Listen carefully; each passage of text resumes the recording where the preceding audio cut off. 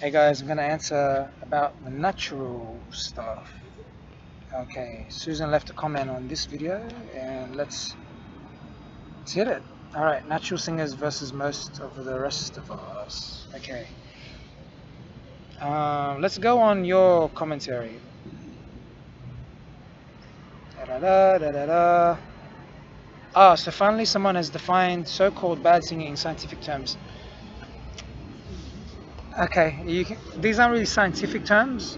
These are just terms that are like musical jargon, I would say. Okay, pitch accuracy is musical jargon. Timing, rhythm, musical jargon. Note memory, remembering. It's just memory. Remembering the words and how long. Yeah. I talk about that in my 15 elements video. 15 elements to singing. It's not just these things. Bad singing is actually much more complicated than just timing, pitch accuracy, and note memory. They've extremely simplified it. It's actually more close to the 15 elements that I present in my 15 elements or something video. I can't remember what it was called, but look that video up. All those things that I mentioned in that video make singing sound good or bad. All of them combined. It's not just these three things. These three things are the maybe preliminary or most basic things. Yeah. Okay. Most people are quite good at two of the three. No, it's not really right. Most people, it's a generalization, but most people are not good because you don't know the level of song you're talking about. So if you're going to sing a song that's difficult, like I Believe I Can Fly, for example, you can't say that most people will pick that up like they might pick up something more simple like Row, Row, Row Your Boat. Even Row, Row, Row Your Boat is pretty difficult. It's just shorter than I Believe I Can Fly.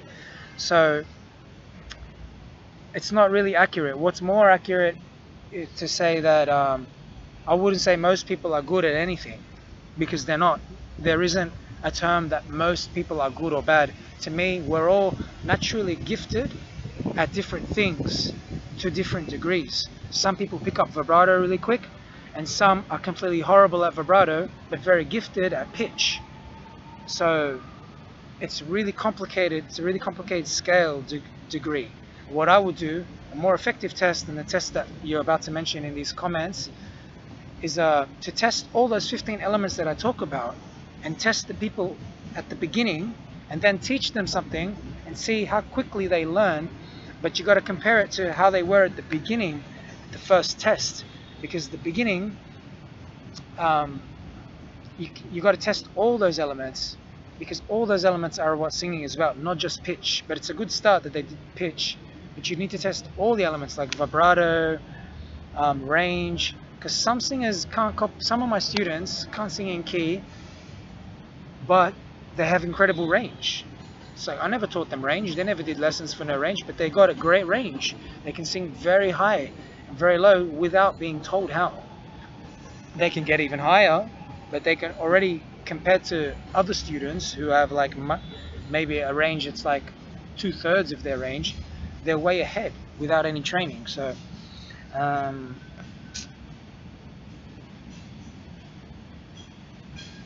so I disagree with that one about what separates people. Your commentary. So what is it that separates people who struggle? Well, this is why you asked this question, because that last comment was wrong. That's why you asked that question, because they didn't really address it. Because most people aren't quite good. Most people are on very different levels within the elements even. So now this one's more accurate about being poor singing, about being off pitch. That's true, which is when I talk about pitch accuracy. Yep. Nicely explained pitch accuracy, blah, blah, blah. About his brother, yes. So now my brother was advanced at nearly every element. Nearly every element, he was way advanced. Vibrato, runs, just melodies, pitch, like being able to sing lyrics on melodies, being able to move his mouth quicker, being able to pronounce things better, placement, falsetto. He was better at all of the elements, not just pitch. But what's important about this here, whereas I struggled, yeah. So he would be like, yeah, and I'd be like, yeah, and he'd have to fix. He'd tell me, you're wrong, you're wrong, you're wrong. You know, he'd get bored of me because I'd be so wrong compared to him. So, yeah, I would struggle because he can hear the pitch in his mind, and then he can get his voice to do it. So it's 2 levels of skill. Some people can hear it, but they can't get their voice to do it, which I've talked about before, which you go on to mention here in this cool little study they did. So struggling singers are 1, not hearing the note correctly, 2, unable to match with their voice. So for example, I can hear falsetto notes perfectly fine, but when I go to sing it, sometimes my voice is not that clear. My falsetto notes either crack, they don't come out thick and strong like they do if I sang it in a different octave. So in that way, my muscle coordination part, my genetic part, is weak. But even though I've trained my ear to hear notes, because I trained it, not because I was genetically strong, I trained it and I trained my voice to copy it in the rest of my voice. I never spent time training my falsetto all those years that I was training. I kind of neglected it because it always broke. I didn't know how to train it, so I kind of just left it, right? I thought, oh, I just don't have falsetto. It's not me, I would say, you know? And then I made a commitment and I thought, no, I'm going to try to train it. And then I've been training it for the last 2 years and I noticed, hey, it gets better as I train it. The muscles get better. It sounds thicker. It sounds cleaner. So practice, practice, practice, like this article says. You know what I mean? Yeah, perception. It's all good. That's what I was just talking about. So here's the part. Okay. This right here blows my mind. These subjects kept singing the same note over and over, sometimes more than 20 times over. I would love to hear your thoughts on this, Rashad, as well as from your other subscribers. Okay. They sang the note over and over because they weren't prompted to do anything else, and they're just singing what their genetic point, the genetic set point of skill allows them to do. That's why they didn't change. This is what I'm talking about with natural. They're naturally unable to hear how to change themselves. That's why they just kept singing it over and over. If they weren't told they were wrong, they probably would just keep singing it over and over. If they're told they're wrong, they might try some other random notes, which is what happens when I have classes, because I test them and I say to them, that's not right, and I see if they can adjust without me helping them. And then I help them when I see that they can't adjust. So see, already there I did 2 different tests, because I know that people fall into different categories. Some fall into the category where they don't need to hear my voice, they just need me to tell them they're wrong, then they adjust to fix it. Sometimes they're just nervous and they get it wrong the first go. Sometimes they're just not thinking and they just get it wrong the first go, and they don't actually need my help. So it'd be incorrect for me to lump them automatically into the category of people that need my help. So, and then I'll be like helping them when they don't really need it, right? So what I do is I test people. I constantly test them and I say, okay, I'll give them 2 or 3 goes. I just tell them they're wrong, and then I'll start to help them. How do I help them? I give them, I sing back for them where they're singing, and then I slide up or down to the note that they're meant to go to, and that slide allows them to hear something, just something different, so they don't sing the same note over and over. Then they sing a different note. It might be wrong again, it might be wrong 5 more times, right? But they're thinking, they're trying, they're doing trial and error as to where the note is. They're hearing my feedback saying you're wrong, fix, fix, fix. They're hearing the notes that I'm giving them. So I might be going sing and they go so I go to them, no, you're meant to go and you're going so what I want you to do is go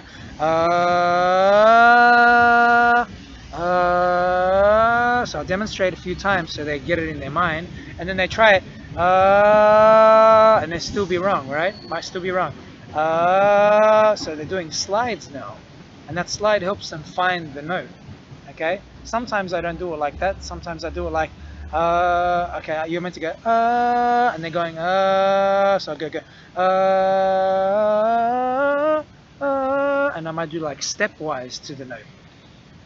Sometimes I might just change the note entirely, because maybe that note wasn't comfortable for where they can hear and match with their voice.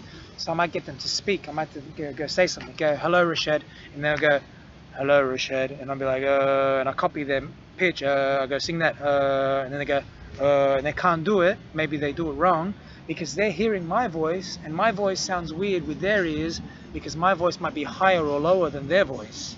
So then that confuses them, and that's another level of confusion. Then I address that with more trial and error, more sliding, more notes that are closer to their range, etc., etc., on and on, until I get them to match the note. And this is how you get the tone deaf to match notes. And it works every time. I haven't had anyone that I can't do it with. I've done it with everyone.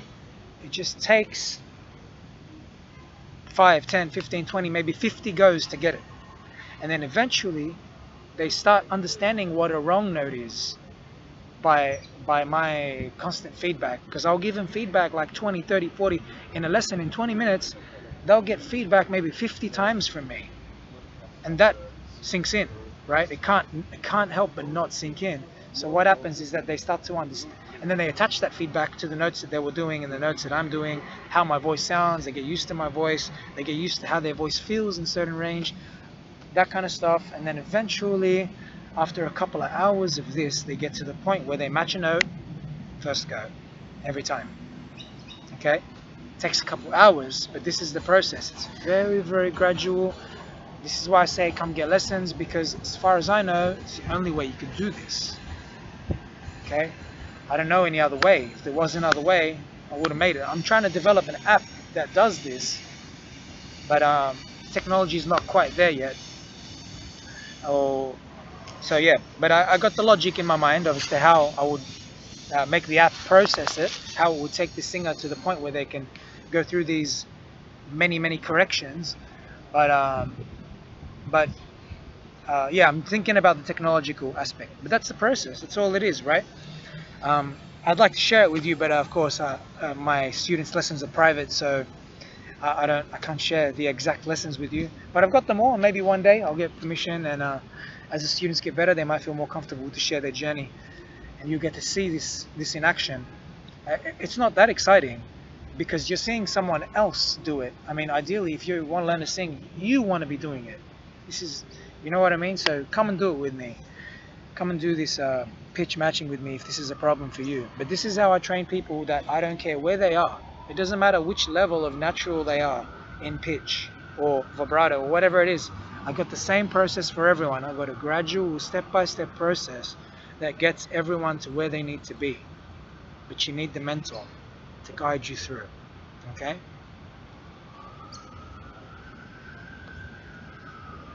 Okay, so I think that explains the stuff that you're talking about there. About their ear knowing, but their voice not knowing. It's just another level of natural. Some naturals, their ear hears everything. Maybe their ear can't hear runs. For example, my sister, she can't do runs that are at a certain speed. Like, for example, if the run goes, yay, yay, we were as one, babe. For example, in that song, that run happens. My sister can't do that. We were as one, babe. So she changes it like that, because she can hear that in her mind. So she modifies it so it sounds perfect, but it doesn't sound exactly like the run, but it's musically, to a listener, it sounds nice, it sounds right. But it doesn't sound exactly like it to the advanced singer. Alright, so her level of singing is extremely high in everything except for range. She can't sing really high with a belt, but she can with a stunning falsetto. But she can't process extremely fast runs that are like 5-6 notes long, and she can't process runs that are like longer than 6 notes. And she's like, what? I can't tell what it is. So whereas my brother, he can process everything that I just said, and he's got range and runs, so he literally can do everything when it comes to music. So that's what I'm saying. It's natural on different levels of degrees. So he's a 10 out of 10 natural, whereas she's like an 8 out of 10 natural. You get what I mean? So it's on degrees, and I would have been like maybe a 5 out of 10 natural. All right. And someone who can't hear the note and can't match the note with their voice is like a 1 out of 10 natural. And the one that can hear it but can't match it with their voice is like a 3 out of 10 natural. You know what I mean? All right. You know what I mean? You know what I mean? And we talk about your son. Yeah. Cool. That's good. It's just a muscle. Yes, it's just a muscle. And yes, and there you have it. This seems to be exactly congruent with what Rashad has been saying all along, and this is probably why he practices so much. He knows this is what his brain and voice require to sing well. Exactly. This is why now I'm posting my practice videos. Even if you don't watch them, I'm posting them, and you can see the length. They're like 20 minutes long or whatever. I'm doing that every day, because if I don't, I'm gonna suck. I'm not gonna get better. I'm not gonna meet my goals. My goals are extremely high. All right, I'm not gonna meet my goals. I have met a lot of my goals already. Like I had earlier, like smaller goals. I want to sing like this singer. Like I kind of met a lot of those goals. Maybe not 100%, maybe 90%. there's some bits that are still working there, but I still got, like, my goals are really high, you know what I mean? So I'm continuously working, and if I don't practice, I'll never get there. So I got to practice, practice, practice. Does my brother have to practice as much as I do? No, because he can hear the notes differently. So when he practices, his practice is faster. It gets him to the goal faster because he's not having to practice a lot of the things that I'm having to practice. He doesn't have to slow down as much as I do because he can already hear the notes in his mind, and his voice can already move quicker than my voice, so he doesn't need to slow down as much as I do to get the same thing that I'm trying to get.